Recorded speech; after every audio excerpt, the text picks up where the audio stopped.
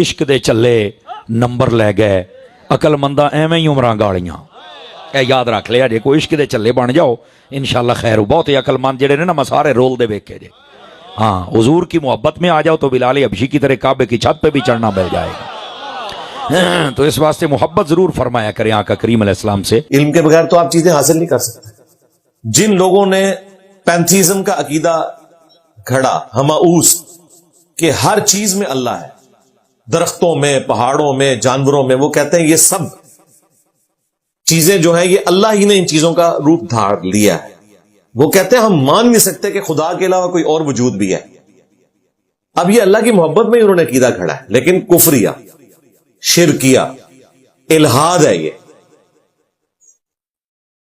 حادث کو قدیم سے الگ کرنے کا نام ہی توحید ہے. یہ تمام چیزیں حادثہ ہیں، اللہ تعالیٰ نے کریٹ کی ہیں. اللہ قدیم ہے، ہمیشہ سے ہے. یہ علم الکلام کی ٹرم جو ہمیشہ سے وہ قدیم ایک اللہ ہے. اگر مخلوق اور خالق کا فرق اس اعتبار سے ختم کر دیں گے تو توحید تو اسٹیک پہ لگ گئی. اب جن لوگوں نے یہ کیا انہوں نے کہا کہ ہم اللہ سے ایسی محبت کرتے ہیں کہ اس کے سوا کوئی وجود ماننے کو ہم تیار ہی نہیں ہے.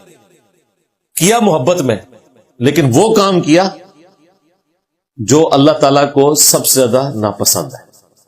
یہ اکثر آپ نے وہ مولانا روم نے بھی وہ کہانیاں بنا کے مصنوی میں لکھ دی کہ جی حضرت موسیٰ علیہ السلام نے ایک شخص کو دیکھا، وہ اللہ سے باتیں کر رہا تھا کہ یا اللہ تو میرے پاس آئے، میں تجھے نہلاؤں، پھر تیرے بالوں میں کنگھی کروں. تو موسیٰ علیہ السلام نے اسے بتایا کہ بھئی یہ تو اللہ کے بارے میں آپ نے عقیدہ نہیں رکھنا. وہ کہتے ہیں جب کوئی طور پہ ملاقات ہوئی تو اللہ تعالیٰ نے موسیٰ علیہ السلام کو ہی ڈانٹ دیا کہ تو نے میرے بندے کا دل دکھا دیا. بیسیکلی انہوں نے نانگے پیر جو ہر وقت غلاظت میں بھرے ہوئے ہوتے ہیں، کپڑے انہوں نے اتارے ہوتے ہیں، نہ انہیں کوئی پاکی پلیتی کا پتہ ہوتا ہے، ان کو انہوں نے نبیوں سے بڑھایا ہوا ہے. اب مجھے بتائیں موسیٰ علیہ السلام دنیا میں اللہ تعالیٰ کے نمائندہ ہے. یہ اللہ نے ان کی ڈیوٹی لگائی ہے کہ اگر کوئی غلط کام کر رہا ہے آپ نے اس کی اصلاح کرنی ہے. تو اللہ تعالیٰ نے موسیٰ علیہ السلام کو کیوں ڈانٹنا ہے اس بندے کے پیچھے؟ موسیٰ علیہ السلام تو اپنی ڈیوٹی پوری کر رہے ہیں، کام تو وہ غلط کر رہا تھا. وہ کہتے ہیں عشق کی باتیں، اس طریقے سے آپ نے عشق کا اظہار کرنا ہے. اللہ تبارک و تعالیٰ کہتا ہے لیس کمثلہ شیء وہو السمیع البصیر، اللہ کی مثل کوئی شے نہیں ہے. پھر اللہ تعالیٰ فرماتا ہے وَلَا تَقُولُوا عَلَى اللَّهِ إِلَّا الْحَقِّ، اللہ کے بارے میں حق کے سوا کوئی بات نہیں کرنی. اب یہ حق کے سوا کوئی بات نہیں کرنی یہ آپ کو کون بتائے گا؟ پیغمبر، اللہ تعالیٰ کی تعلیمات کی روشنی میں. لہذا علم کے بغیر بھائی کچھ نہیں ہے، سیدھی سی بات ہے. انما یخشی اللہ من عبادہ العلماء، اللہ کی خشیت اور معرفت صرف اہل علم کو ہے. قل هل يستوي الذين يعلمون والذين لا يعلمون انما يتذكر اولو الالباب. اے نبی فرماؤ کہ علم والے اور بغیر علم والے کیا برابر ہو سکتے ہیں؟ نصیحت تو نہیں حاصل کرتے مگر عقل والے. یہاں آپ کو کہتے ہیں اختے چلے نمبر لے کے، عقل والے ہیں ان جی عمرہ گالیاں، یعنی عقل والوں نے تو اپنی عمریں ضائع کر دی ہیں، عشق والے نمبر لے گئے. تو انہوں نے عشق کے نام کے اوپر علم کی توہین کی جو نبیوں کی وراثت تھی. قرآن میں نبی علیہ السلام کو حکم ہوا ہے قل رب زدنی علما، اے نبی آپ بھی عرض کیا کریں اے اللہ میرے علم میں اضافہ کر دیں. علم کی بنیاد پہ ہی آپ اللہ کی شناخت کر سکتے ہیں، علم کی بنیاد پہ آپ آخرت کی ہمیشہ کی کامیابیاں کما سکتے ہیں. اس کے بغیر آپ جتنا مرضی زور لگاتے رہیں، آپ ہو سکتا ہے کہ عمل کر کر کے تھک جائیں لیکن اینڈ ریزلٹ زیرو نکلے. جو قرآن میں عاملۃ ناصبہ، عمل کر کر کے تھک جانے والے. حضرت عمر کا قول ہے اس آیت کے کانٹیکسٹ میں، انہوں نے کہا اس سے مراد یہودی اور نصرانی وہ راہب ہے جنہوں نے باتیں تو بہت کی ہیں لیکن عمل کر کر کے تھک گئے ہیں. اللہ کو وہ مطلوب نہیں تھا، وہ پیغمبروں کی تعلیمات یہ نہیں تھی. اور یہ آپ کو کہتے ہیں عبد القادر جیلانی جو ہے وہ 30 سال تک پتے کھاتے رہے. اب یہ 30 سال تک پتے کھاتے رہے، یہ کون سا دین ہے؟ یہ کون سی شریعت ہے؟ پتہ نہیں ان بیچاروں نے کھائے بھی ہیں کہ نہیں، لیکن انہوں نے تو ان کے متھے مار دیے. پھر آپ کو کبھی بتائیں گے جی فلاں بزرگ جو ہیں انہوں نے تو 40 سال تک نہ کچھ کھایا نہ کچھ پیا نہ پیشاب کیا، یہ بھی کہتے ہیں صاحب. نہ سوئے. ہم کہتے ہیں بخاری مسلم میں ہے نبی علیہ السلام جب غار ہرا چند دنوں کے لیے تشریف لے گئے تو ٹفن میں کھانا ساتھ لے کے گئے. آپ کے لیے تو آسمان سے کوئی کھانا نازل نہیں ہوا اور تمہارے بابے بغیر کھائے پیے زندہ رہتے ہیں. سب جھوٹ ہے, یہ علم کے بغیر ہے چیز. ابھی تو میں وہ علم ڈسکس کر رہا ہوں جس کا تعلق وحی کے ساتھ ہے. علم الوحی, ریویلڈ نالج, قرآن اور سنت کا, کتاب و سنت کا علم, الہامی جو اللہ تعالیٰ پیغمبروں کے ذریعے دیتا ہے. اس میں بھی آپ نے جب تک علم حاصل نہیں کرنا, آپ نے دین کے اعتبار سے بھی آگے کسی چیز کی پیروی نہیں کرنی. ایک دوسرا علم ہے, وہ ہے ایکوائرڈ نالج, جو اللہ تعالیٰ نے فزیکل فینومینا آف نیچر کا علم رکھ دیا ہے. مثلا پیٹرول آگ کو بھڑکاتا ہے, یہ فزیکل نالج ہے, ہماری آبزرویشن میں. قرآن و سنت میں کہیں نہیں لکھا. وہ قرآن و سنت میں کہاں سے آنا تھا؟ پیٹرول کا پہلا جو کنواں ہے پنسلوینیا میں 1853 میں باقاعدہ طور پر دریافت ہوا. ویسے تو قبل از مسیح بھی یہ تیل نکلتا تھا زمین سے, لیکن وہ کروڈ آئل کی فارم میں چائنا میں نکالا جاتا تھا. وہ اسے ہیلنگ کے لیے استعمال کرتے تھے. انہیں نہیں پتا تھا کہ اسے آگ بھی لگائی جا سکتی ہے, اس میں سے ڈیزل اور یہ ساری پیٹرول اور کیروسین یہ سب کچھ نکالا جا سکتا ہے. یہ بعد میں پتا چلا انسانیت کو, بمشکل 200 سال پہلے کی بات ہے. لیکن ہمیں یقین ہے کہ ایسا ہی ہوتا ہے. یہ physical phenomena of nature. Physical phenomena of nature یہ بھی ہے کہ آپ گندم کا دانہ بوئیں گے, اس میں سے کھیتی نکلے گی. فروٹ کی گھٹلی بوئیں گے, اس میں سے اس کا درخت نکلے گا. یہ ساری چیزیں فزیکل فینومینا آف نیچر ہے. یہ بھی خدا کا تعارف کرواتی ہیں اور آپ کو کئی توہمات سے یہ چیزیں آزاد کرتی ہیں. سائنس کبھی نہیں مانے گی اور نہ اسے ماننا چاہیے کہ کالی بلی راستہ کاٹ دے تو نحوست ہے. گھر کی منڈیر کے اوپر کوا بولے تو کوئی مہمان آنے والا ہے. جوتی پہ جوتی چڑھ جائے تو سفر لکھا ہوا ہے. قرآن اور سنت میں تو اس قسم کی کوئی چیز ہوگی نہیں نا, وہاں تو یہ خرافات ہو ہی نہیں سکتی. سائنس بھی نہیں مانتی. سائنس نے نہ صرف خدا کا تعارف انسانیت کو کروایا, بلکہ جو جھوٹے خدا تھے یا خدا کے مقابلے پہ جھوٹے نظریات بنے ہوئے تھے, ان کی مٹی پلیت کر کے رکھ دی ہے. یہ سارے کی ساری شعبدہ بازیاں ان لوگوں کی کھل گئی ہیں. اگلے زمانوں میں لوگ شعبدہ بازیاں کرتے تھے. فاسفورس کا کسی کو پتا چلا ہے, اس میں آگ بھڑکائی, وہ کہتے تھے پتہ نہیں کیا کر دیا. اب لوگوں کو پتا ہے یار, جہاں کہ آپ مارکیٹ سے بھی خرید سکتے ہیں, یہ کون سی ایسی چیز ہے. جن چیزوں کو لوگ کرامت بنا کے پیش کرتے تھے وہ فزیکل فینومینا آف نیچر تھا. اس دور میں بھی ایسے ایسے واقعات ہیں, آلموسٹ آج سے کوئی 15 سال پہلے کی بات ہے. تو ترنول سے ایک سڑک آگے جنڈ کی طرف جاتی ہے, وہاں پہ مختلف کالے چٹے پہاڑوں کی وہ ایک پوری سیریل ہے. وہاں پہ ایک سٹی میں کسی جگہ مٹی میں سے خوشبو نکلی اور لوگوں نے جا کے وہ مٹی سمیٹنی شروع کر دی کہ پتہ نہیں کسی بزرگ کا کوئی اثر ہے یا کوئی ایسا سلسلہ ہو گیا. کچھ دنوں بعد پتا چلا کہ کوئی پرفیوم بنانے والی کمپنی تھی, ان کا پرفیوم ایکسپائر ہو گیا تھا, وہ انہوں نے ڈمپ کیا تھا وہاں اس مٹی میں, اور یہ باقاعدہ اخبار میں خبر آئی, لیکن لوگ لے کے جا رہے تھے. Physical phenomena of nature.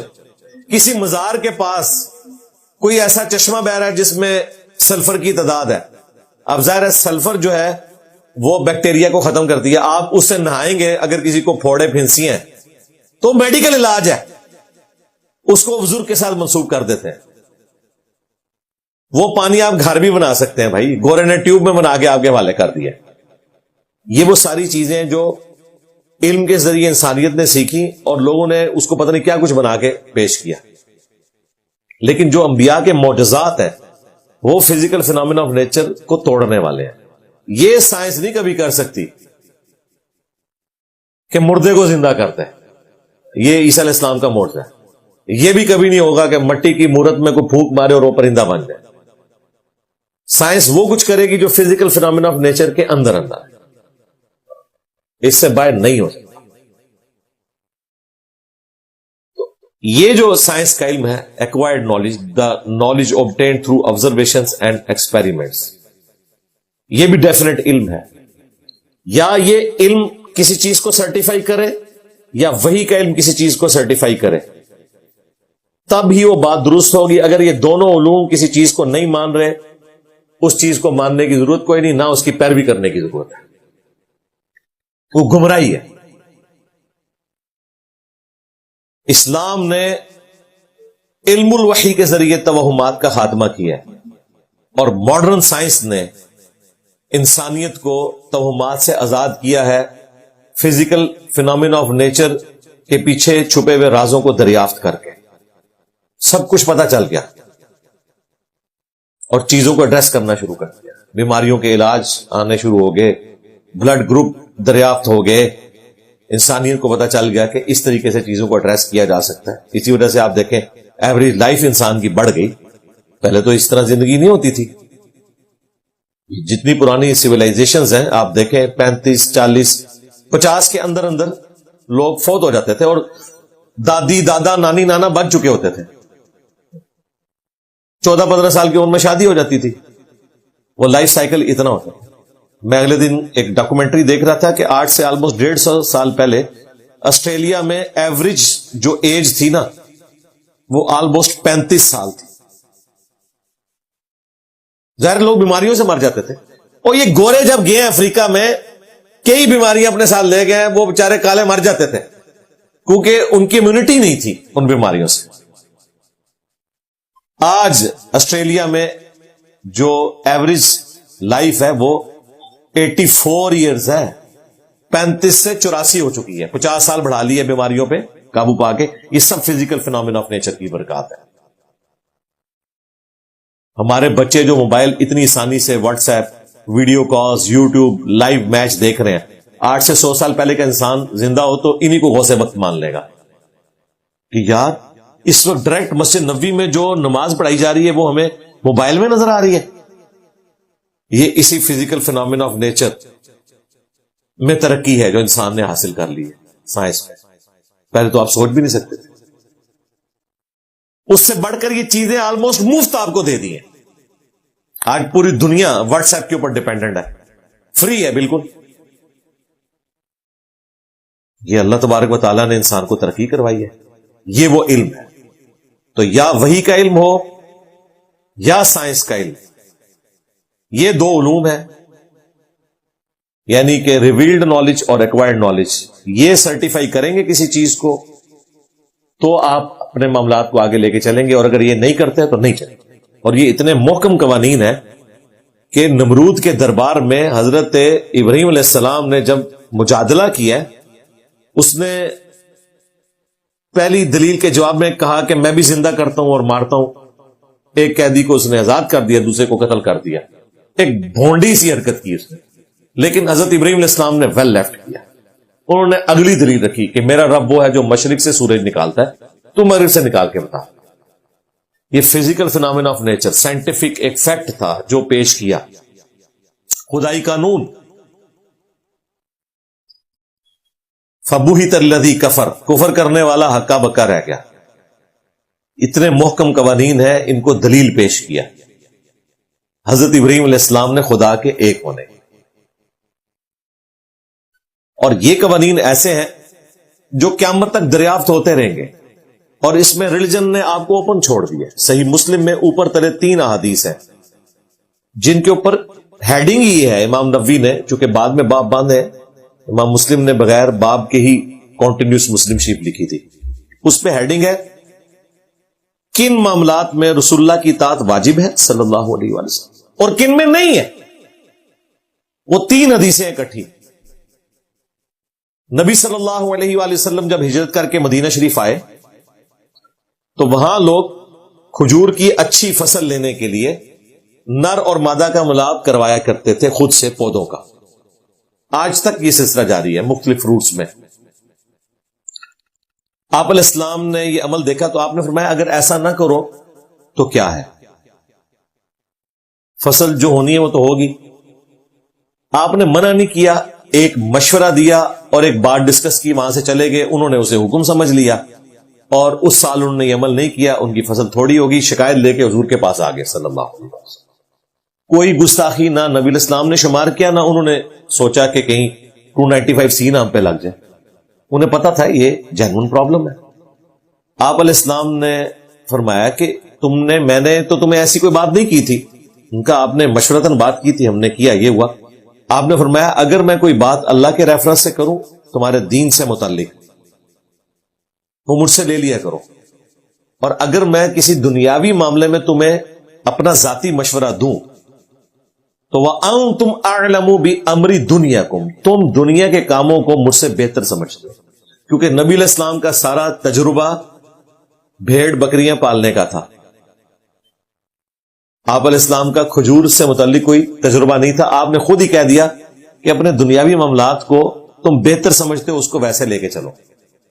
یعنی آج اگر کوئی آپ سے پوچھتا ہے کہ نبی صلی اللہ علیہ وآلہ وسلم نے ہمیں ایٹم بم بنانے کا طریقہ کیوں نہیں بتایا، بھائی نبی علیہ السلام کی یہ فیلڈ ہی نہیں تھی، نہ آپ اس کام کے لیے دنیا میں بھیجے گئے تھے. آپ ہدایت کے امام ہیں.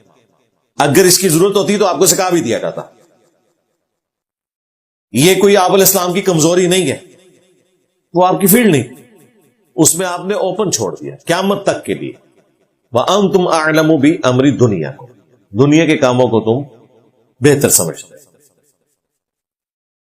ایون بخاری مسلم میں آتا ہے نبی علیہ السلام نے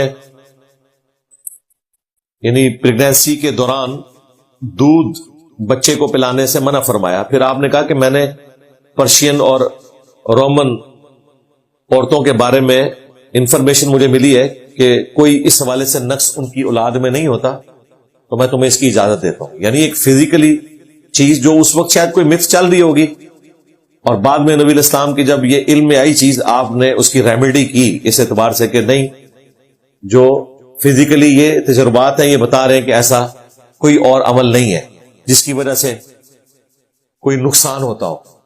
تو اس طرح آپ علیہ السلام کو اگر کوئی خبر ملتی تھی اور ڈیفینیٹ ہوتی تھی تو آپ اس اعتبار سے مشورہ دے دیتے تھے.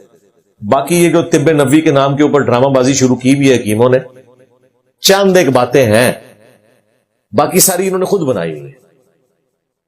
مثلا بخاری مسلم میں حدیث ہے کہ شفا 3 چیزوں میں ہے. شہد میں ہے، کپنگ کروانے میں، پچھنے لگوانے میں، کپنگ جو خون نکالا جاتا ہے، اور تیسرا داغ میں، اگر خون نہ رک رہا ہو تو داغ دینا، گرم کر کے لوہے کی سلاخ پھیرنا. لیکن میں اپنی امت کو داغ دینے سے منع کرتا ہوں. لیکن یہ منع کرنا حرام کے درجے میں نہیں ہے، پریفریبل ہے. کیونکہ مسلم شریف میں ہی ہے، ایک صحابی کو خندق کے موقع پر جب تیر لگا ان کا خون نہیں رکتا تھا تو آپ نے اپنے مبارک ہاتھوں سے داغ لگایا، اور یہ داغ لگانے والا معاملہ آج تک ویلڈ ہے. ابھی بھی اتنے بڑے بڑے آپریشن میں الیکٹرک داغ لگانے والے انسٹرومنٹس ہوتے ہیں، اور وہ جب سمجھ لیں ایک ویلڈنگ ہے نسوں کی.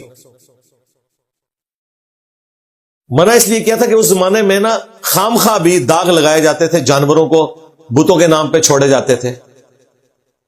آج کل بھی آپ نے دیکھا یہ اونٹوں کے پر نشان لگائے جاتے ہیں. اب تو خیر اس کا ایڈوانس طریقہ آ گیا ہے، اب تو وہ نائٹروجن کے ذریعے لگاتے ہیں، وہ جلد جلتی بھی نہیں ہے، وہ ٹھنڈی چیز لگاتے ہیں، اس پہ بھی وہ نشان بن جاتا ہے. یوٹیوب پہ ویڈیوز رکھی ہوئی ہیں. تو اس طرح کی چیزوں کی وجہ سے نبی علیہ السلام نے اس کو منع کیا، لیکن جہاں ضرورت پڑی آپ نے استعمال کیا. شہد، سائنٹسٹ کہہ رہے ہیں جی 1 چمچ آپ شہد کی لے لیں روزانہ، آپ کے جسم میں کسی چیز کی کوئی کمی نہیں رہے گی. جو کمی ہے وہ خود بخود اس شہد میں سے پوری ہو جائے گی. آپ سوچ رہے ہوں گے 1 چمچ کیا کرے گی؟ بھائی گولی بھی تو اتنی سی ہوتی ہے، 1 چمچ تو بہت ہے. اور وہ جو گولی آپ کو اتنی بڑی نظر آتی ہے نا، اس میں دوائی جو ہے وہ تو ذرے کے برابر ہے، باقی تو وہ ایک پاؤڈر ہے جس نے اس کو اس قابل بنایا ہوا ہے کہ وہ آپ ہاتھ میں پکڑ سکے. تو شاید تو پھر بھی 1 چمچ میں بہت کچھ ہے، شفا موجود ہے. یہ چیزیں ہیں. باقی جو ہر چیز کو طب نبوی بنایا ہوا ہے، اور اس لیول کے اوپر کہ مطلب نبی علیہ السلام کو کدو پسند تھے، یا اگر کسی کو کدو پسند نہیں ہے اسے کہتے ہیں گستاخ رسول ہو گیا. واجب القتل ہو گیا جی. قاضی ابو یوسف نے اپنا بیٹا قتل کر دیا تھا. قاضی ابو یوسف نو پھر دین دی علی بے بھی نہیں سی پتا اگر اس طریقے سے آپ نے بچے قتل کرنے. پسند ناپسند تو ہو سکتی ہے, اللہ کا رزق ہے, کسی کو پسند ہوگا کسی کو نہیں, اس میں گناہگار ہونے والی کوئی بات نہیں. بخاری مسلم میں حدیث ہے, نبی علیہ السلام کے سامنے گوہ کا گوشت لایا گیا. حضرت خالد بن ولید کہہ رہے ہیں میں مزے لے لے کے کھا رہا تھا اور حضور میری طرف دیکھی جا رہے تھے کہ کتنے شوق سے یہ کھا رہا ہے. تو میں نے کہا رسول اللہ آپ بھی کہیں. میں میرے علاقے کی غذا نہیں ہے, میرا دل نہیں اس کی طرف مائل ہوتا. تو کیا یہ کفران نعمت ہے؟ نہیں, یہ اتنی زیادہ چیزیں اللہ نے بنائی اس لیے کہ بعض لوگوں کو بعض چیزیں اچھی لگیں گی, بعض نہیں لگیں گی. اس کے اوپر آپ کسی کے اوپر فتویٰ نہیں لگا سکتے. لہذا بات سٹارٹ ہوئی تھی کہ 10 کمانڈمنٹ, یہ تو اس پہ 1-1.5 گھنٹہ اور بولا جا سکتا ہے کہ یہ اس علم نے کیا کمال دکھایا ہے کہ آج وہ انسان جو ہزاروں سال سے خواہش رکھتا تھا کہ پرندے کی طرح اڑے, نہ صرف اڑ رہا ہے بلکہ ایک انسان اتنا بڑا جہاز اڑاتا ہے جس میں آلموسٹ کوئی 600 کے قریب مسافر بیٹھتے ہیں. ایئر بس A380 یہ ڈبل ڈیکر جو ابھی بنایا نا ایئر بس نے, پہلے سب سے بڑا جہاز تھا وہ جمبو جیٹ, وہ بھی ڈبل ڈیکر تھا لیکن صرف اس کی ٹپ پہ ڈبل تھی, پیچھے سے وہ سنگل تھا. یہ مکمل ڈبل ڈیکر ہے, اس میں تقریباً کوئی 450 مسافر آتے تھے, اس میں 600. A380 ایک پائلٹ اڑا رہا ہے 600 بندوں کو, اور صرف اڑانا نہیں ہے واپس لے کے بھی آنا ہے اس نے زمین پہ, ذہن میں رکھیں. اور ایک دفعہ نہیں کرنا, ہزاروں دفعہ کرنا ہے. 10,000 کلومیٹر تک بغیر ریفیولنگ کے اڑنا ہے. کمال کام ہے, یہ ساری سائنس کی برکت ہے. میڈیکل کی فیلڈ دیکھ لیں, صحابہ کرام تو آخری وقت میں اکثر نابینا ہو گئے کیونکہ موتیے کا علاج ہی نہیں تھا. کوئی 60 سال کی عمر میں نابینا ہو گیا ہے, کوئی 50 سال کی عمر میں نظر بھی کمزور ہو جاتی تھی, اینکیں کوئی نہیں تھی. اب لوگ بہت کم ہی نابینا ہوتے ہیں, علاج ہو جاتا ہے. 80 90 سال کے لوگ ہیں, نظر صحیح کام کرتی ہے, علاج آ چکے ہیں. آنکھوں کا علاج تو آلموسٹ آپ سمجھ لیں ایوالو ہو چکا ہے. پھر یہ اینک کتنی بڑی نعمت ہے,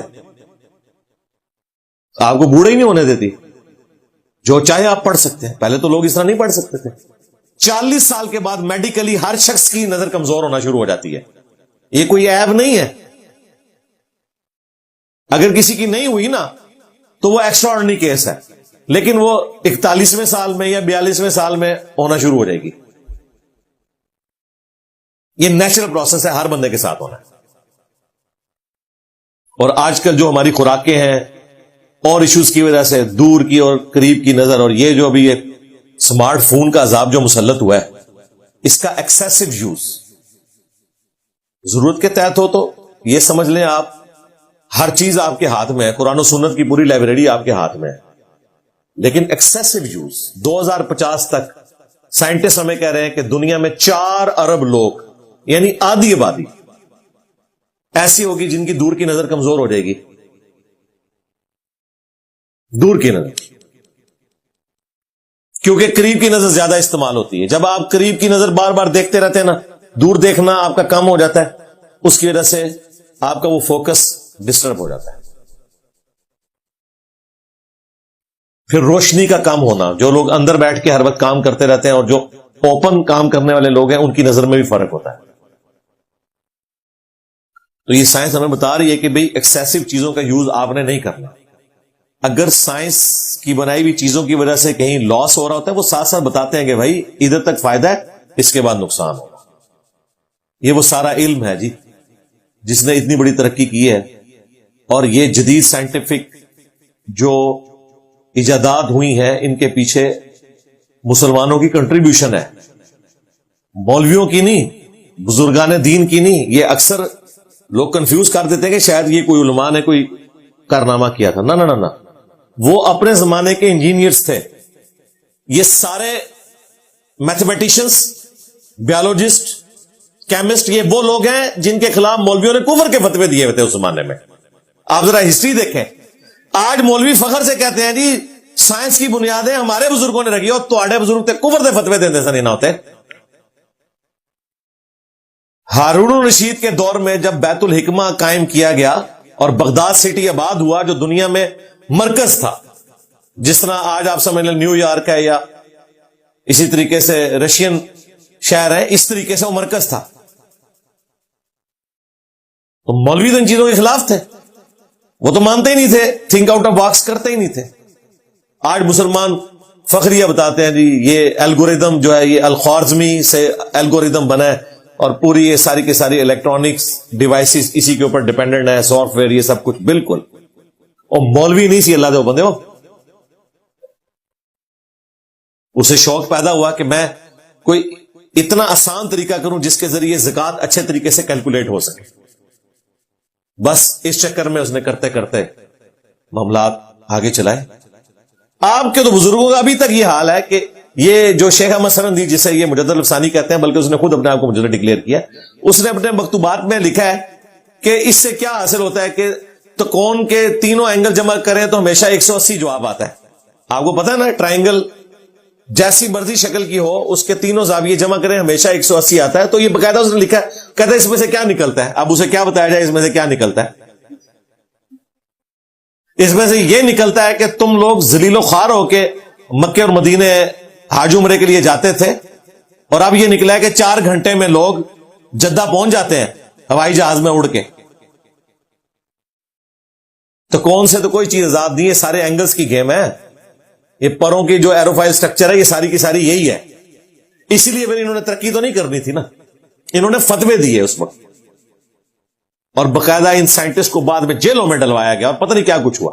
پھر کوئی کسر رہ گئی تھی تو امام غزالی نے پھر ماشاءاللہ جو کچھ کیا اپنی کتابوں میں، انہوں نے کہا یہ تو کفر کی طرف لے جانے والا علم ہے. جو اس کی وہ غلط چیزیں تھی تو وہ تو اپنی جگہ. تو یہ کوئی سکون کی زندگی نہیں ان لوگوں نے گزاری. یہ نہ سمجھے گا یہ کوئی صوفیاء تھے یا بزرگان دین تھے یا کوئی محدثین تھے یا مفسرین تھے. یہ بےچارے اسی طریقے سے اپنے اینڈ پہ کوشش کرنے والے لوگ تھے، بیماریوں کے علاج دریافت کیے. ہاں اسلام کو ان کا کریڈٹ ضرور جاتا ہے کیونکہ اسلام نے ان کا دماغ کھولا اسی آیت میں. کسی چیز کی پیروی اس وقت تک مت کرنا. وَلَا تَقْفُ مَا لَيْسَ لَكَ بِهِ عِلْمٌ إِنَّ السَّمْعَ وَالْبَصَرَ وَالْفُؤَادَ كُلُّ أُولَٰئِكَ كَانَ عَنْهُ مَسْئُولًا. اسی چیز کو آگے اسی آیت پہ ڈاکٹر اقبال نے جو reconstruction of religious thoughts in Islam جو خطبات ہیں ان کے 6، اس میں انہوں نے یہی بات کی ہے کہ inner core of present western civilisation is Quranic. وہ کہتے ہیں اس وقت جو ویسٹ کی ترقی ہے نا اس کی انر کور قرآن پہ ڈیپینڈنٹ ہے، اس اعتبار سے کہ قرآن بھی کہتا ہے بغیر علم کے پیروی نہیں کرنی. وہاں لوگوں نے علم حاصل کیا فزیکل فینومینا آف نیچر کا، اور دیکھیں سائنس نے کیا ترقی کروائی ہے. ورلڈ وار 1 اور 2 کی برکت سے اگلے 500 سال میں جو ترقی ہونی تھی وہ انہی 10-15 سالوں میں ہو گئی. امریکہ ورلڈ وار 2 میں ہر 5 منٹ میں ایک ہوائی جہاز بنا رہا تھا. 4 لاکھ ہوائی جہاز بنائے انہوں نے ورلڈ وار 2 میں، تب جا کے انہوں نے یہ دنیا کی امامت حاصل کی ہے. ورلڈ کا ایم ہی نہیں جیتے انہوں نے. ہم آج نہیں ملا سکتے، ہم تو ان کے بنائے ہوئے جہازوں کے پرزے بھی آج تک ان سے مانگتے ہیں. لوگ کہتے نہیں ہم 100 سال پیچھے ہیں، نہیں جی ہم کم از کم 1000 سال پیچھے ہیں ان سے. تو سائنس کی برکت سے سب کچھ کیا. انر کور تھی یہ. ڈاکٹر اقبال نے بالکل صحیح چیز ہائی لائٹ. اور یہ صرف سائنس کی فیلڈ میں نہیں، سوشل سائنسز میں بھی. ڈاکٹر اقبال نے جو ابلیس کی مجلس شورا میں کارل مارکس کے بارے میں کہا ہے وہ یہی انہوں نے چیز ہائی لائٹ کی ہے کہ وہ نبی نہیں لیکن اس کے پاس وہ کتاب ہے ڈاس کیپیٹال جس نے آدھی دنیا کو امپریس کیا اور ایک پیرلل میں اس کیپٹلزم کے نظام کو بیلنس کیا. دوسری ایکسٹریم پہ چلا گیا وہ الگ چیز ہے، لیکن بہرحال ایک چیز کو جب دوسری چیز بیلنس کرتی ہے وہ اسی طریقے سے ڈائلیکٹیکل مٹیریلزم آگے چلتا ہے. تو اس میں ڈاکٹر اقبال یہ بھی کہتے ہیں کہ انسانیت اتنی ٹھوکریں کھا کر اسی سسٹم کی طرف واپس آ رہی ہے جو نبی الاسلام نے دیا تھا. یعنی وہ کہتے ہیں یہ جو دنیا میں اتنی چینج آ رہی ہے نا کہ لوگ غلاموں نے اپنے آقاؤں کی زنجیریں توڑ دی ہیں، اسی طریقے سے بیسک ہیومن رائٹس پہ بات ہو رہی ہے. یہ وہی چیزیں جو قرآن میں موجود تھی لیکن یورپ نے دھکے کھا کھا کے یہ چیزیں اچیو کر لی ہیں. تو صرف سائنس میں نہیں، سوشل سائنسز میں بھی ہر چیز میں علم نے ترقی کی ہے. اور یہ خصوصاً یہ جو 20ویں صدی ہے نا، 19ویں اور 20ویں صدی، اس زمانے میں اتنے بڑے بڑے لوگ پیدا ہوئے ہیں کہ انسانی ہسٹری میں نہیں پیدا ہوئے، اور تاریخ کا دھارا انہوں نے موڑ کے رکھ دیا. کوئی شک نہیں اس کے اندر. اب تو ہم ویلیو ایڈیشن ہی کرتے جا رہے ہیں نا. تو علم کے اوپر یہ بنیاد تھی، اس لیے میں نے اس کے بارے میں تفصیلاً گفتگو کی.